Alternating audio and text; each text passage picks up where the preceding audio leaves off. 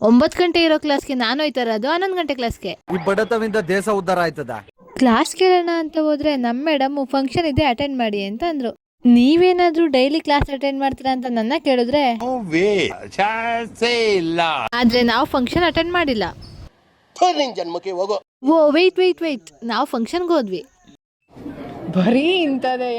Function ನ start ಮಾಡಿ ಕೊನೆಗೆ ಅಧ್ಯಕ್ಷರು ಭಾಷಣ ಮುಗಿಸಿದ್ರು. ಆದ್ರೆ ಟೈಮ್ 2 ಗಂಟೆ ಆಗೋಯ್ತು. ಆದ್ರೆ ಹೊಟ್ಟೆಲಿರೋ ಹುಳಗಳೆಲ್ಲ ಸಾಯ್ತಿದ್ವು. ನಮ್ ಲೆಕ್ಚರರ್ಸ್ ಮಕ್ಳು ಹೊಟ್ಟೆ ಇಸ್ಕೊಂಡಿರ್ತಾರೆ ಅಂತ ಸ್ನಾಕ್ಸ್ ಕೊಟ್ರು. ಸ್ನಾಕ್ಸ್ ತಿನ್ಕೊಂಡು ಬಸ್ ಸ್ಟ್ಯಾಂಡ್ ಕಡೆ ಬಂದ್ರೆ ನಮ್ ಬಸ್ ಫುಲ್ ರಶ್. ಈ ರಶ್ ಅಲ್ಲಿ ನನಗೊಂದು ಸೀಟ್ ಸಿಗುತ್ತಾ? ಬಸ್ ಹತ್ತು ಒಂದ್ ಸೆಲ್ಫಿ ವಿಡಿಯೋ ಮಾಡ್ಕೊಳ್ಳೋಣ ಅಂತ ಫೋನ್ ತೆಗೆದು ವಿಡಿಯೋ ಮಾಡ್ಬೇಡ ಅಂತ ಕೈ ಅಡ್ಡಾಟ್ಲು. ನಾವು ಗೊತ್ತಲ್ಲ ಮಾಡ್ಬೇಡ ಅನ್ನೋ ಕೆಲಸನೇ ಜಾಸ್ತಿ ಮಾಡೋದು. ಇವತ್ತಿನ ಕತೆ ಇಷ್ಟೇ. Thank you for watching.